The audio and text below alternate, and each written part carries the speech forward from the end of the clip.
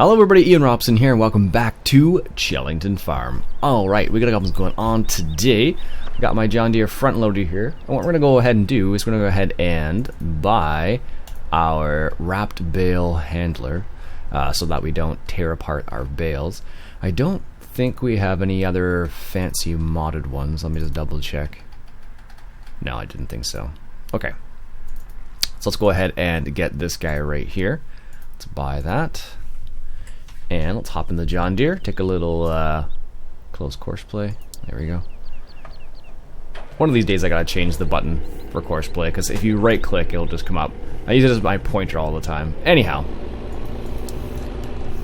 So let's go ahead and go to the shop. Just lower these arms here, you don't need them that high. There we go. I'm gonna go to the shop, pick up our bale handling object, tool, and then we will go move some bales around. Of course, because our bales are still staying in the field, and I've progressed time ahead one day. So right now they are just probably chilling out. They're probably at, you know, maybe 40%, something like that, 30 or 40 or 50%, somewhere in there, who knows, fermented. So what we're going to try and do is just move them all, group them all together to make our life a little bit easier, basically.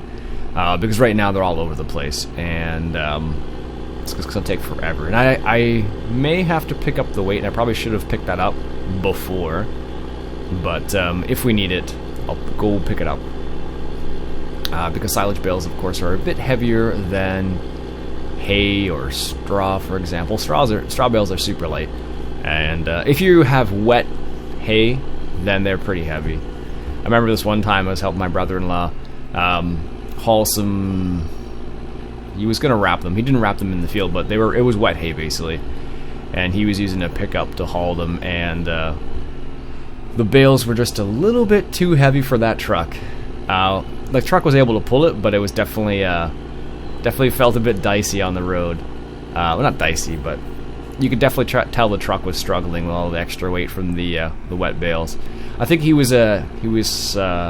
think it was an oats pea mix, if memory serves. And he wrapped them for silage for his sheep.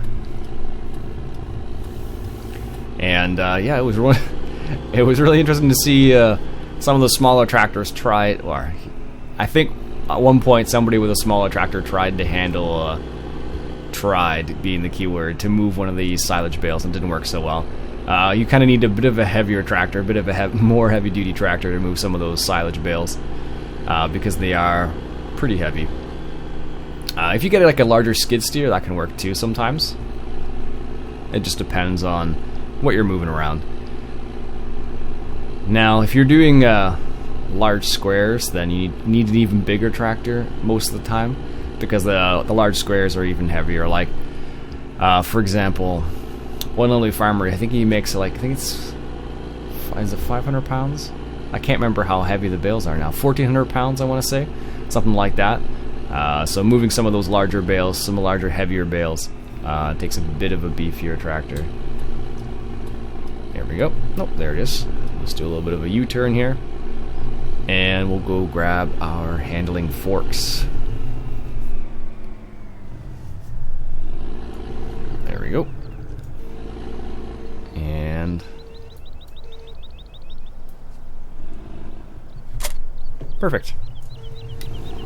It'd be interesting if they actually made a mechanic where you had to get out of the tractor, to actually attach front loader implements. Kind of an interesting. Whoa! What did I hit there?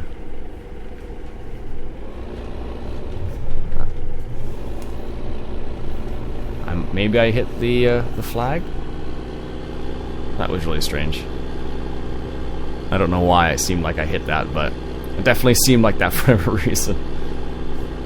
Alright, so I will meet you back in the field. Alright, just coming into the field here, as you can see. And like I said, what we're going to do is we're going to move some of these bales. Just what we'll do is just hop out here for a second. What we'll do is we'll stack them up. We'll just group them, I should say, close to the fence here. So then we can actually pick them up later on relatively easily. So that's what we're gonna do. So let's get started. Now this is a little bit easier, I find, for whatever reason, than, there we go. I find this a bit easier than dealing with the spike itself, and that's primarily just because you can kind of line it up really easily. I find, at least, in comparisons. That's probably good. Drop that there.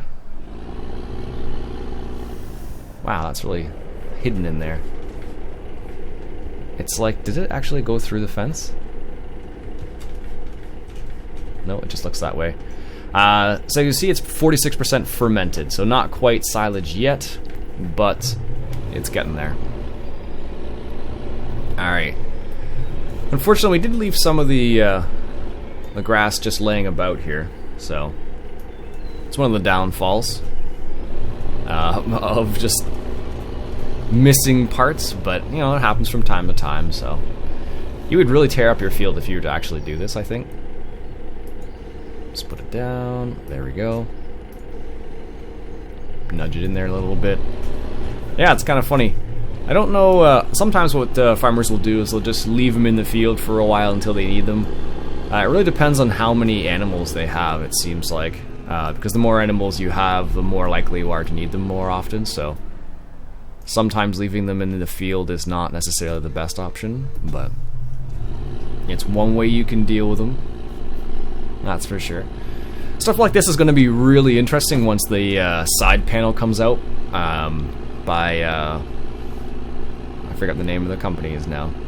SciTech, I think it is. It's going to be really interesting to see how like activities like this change, whether hopefully for the better, right? But you never know. So that's one of the interesting things that's going to happen eventually. There we go. That's good. Aw, come on. You were perfectly fine. Why did you get all... That's the one thing. These bales are like super touchy sometimes. So like when you if I try to even get close to stacking this, I don't know how it's gonna work. Let's just find out here for a second, just for experimental sake. Well, that's actually better than I thought it was gonna be. Nope, no, it's not. That can stay there for the time being. But yeah, it's gonna be really interesting to see how the side panel comes into play. So if you like doing a lot of front loading stuff, it's gonna be really cool. I'm looking forward to seeing how many of the buttons actually do work. That's what I want to know. So for example, what happens often is, like with the G27 for example, there are lots of buttons on the G27. The problem is that FarmSim doesn't recognize all of the buttons. So if you're like me and you have a G27, it's going to be, you probably have that in the back of your mind. Hopefully what's going to happen is all the buttons are going to work perfectly fine. That's the hope, at least. But you never know, right? There's always that possibility that it's not. So, it's one of those things where you hope for the best. You hope for the best, basically. So, I don't know.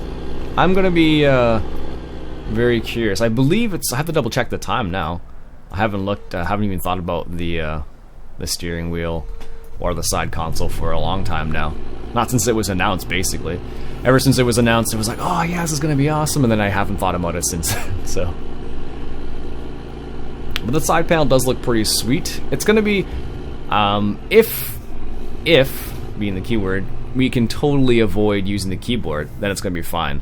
But if you still have to use the keyboard, then it's going to be a bit of a problem, because if memory serves, that side panel is actually pretty big. There we go. It's actually pretty big, so if you want to try and type, because the way you type with, like, normally, depending on the type of desk you have and set up, what happens is you kind of have to reach over your steering wheel to type stuff. So, if that's the same thing with the side panel, that's going to be a little on the annoying side. At least that's my perspective. So, we'll have to see. Because what do you use the keyboard for right now, really? We use it for moving around, like WASD basically.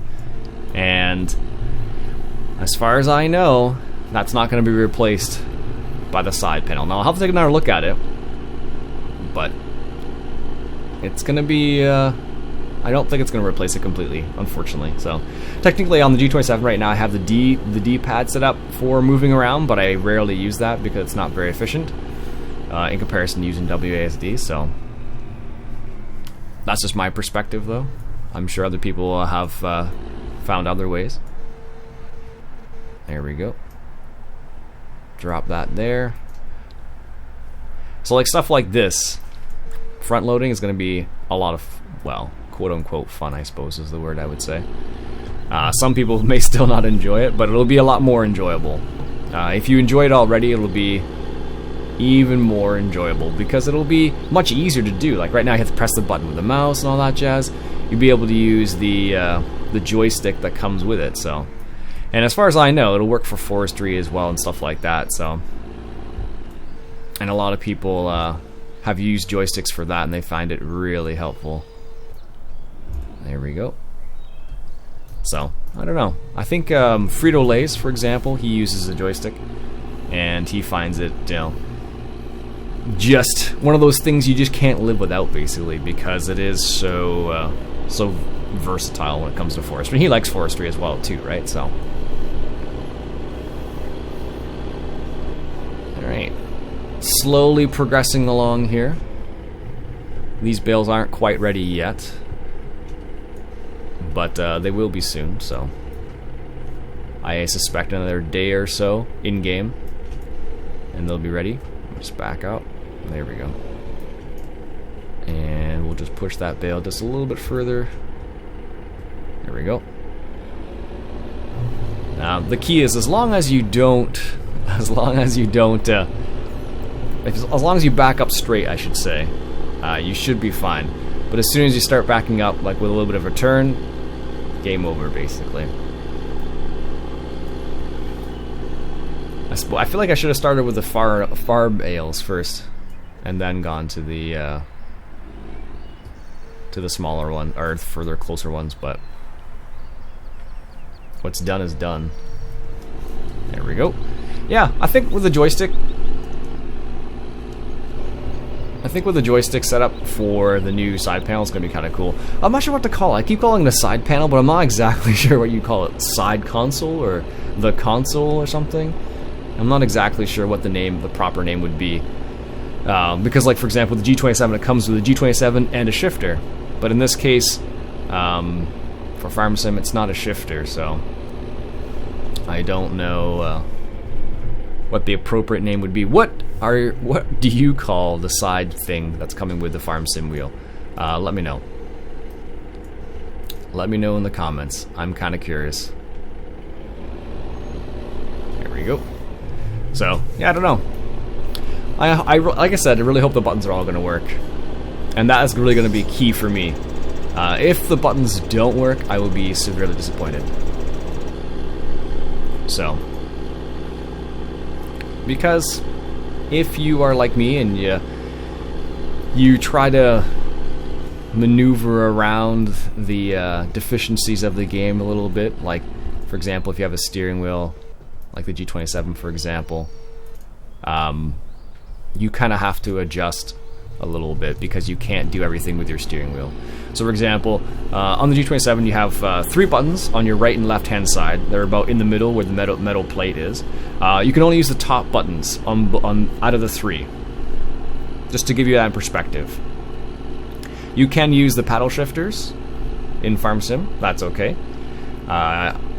You can use on the side panel or the shifter for the G27. You can actually use all the gear shifts as potential keys. As strange as that sounds, you can actually use them for something. I use a couple of them for loading and unloading and lowering and raising as examples. And you can also use the D-pad. And the other buttons that are on there, for example, there's a diamond-shaped pattern. Well, there are 4 buttons in a diamond-shaped pattern. You can only, I think you can use one of them, I want to say. I can't remember. there's a few buttons you're missing. Out of the potential, you know, however many you can actually use. You can't use all of them, unfortunately, so. But with the new side console thing, whatever you want to call it, I just hope they are all going to work. Because it'll be a shame if they don't. So, alright folks, let me just put that last bale down there. Release. Turn off the tractor. There we go. How many did we get? We got 1, 2, 3, 4, 5, 6, 7, 8, 9, 10. So we got 10. Wow, that's kind of convenient. 10 bales stacked, and I think we only have 40 altogether. I want to say is how much we have in total. 1, 2, 3, 4, 5, 6, 7, 8, 9, 10. Now, there's 10 there, so I can't imagine it'll take too much longer for me to do this. So what I'll do is I'll do the rest of them off camera. And yeah, there's about 30 maybe bales left, something like that. We'll come back next episode and we'll work on something else. What would you like to see in the next episode? Let me know in the comments below. Anyways, folks, my name's Iain Robson. This has been Chellington Farm, coming at you from Chellington Farm. I always screw that up. I don't know why. Anyway, this will be Farming Simulator 2015, coming at you from Chellington Farm. And if you enjoyed yourself, folks, why don't you go ahead and hit that share button? I really appreciate that. Catch you guys later.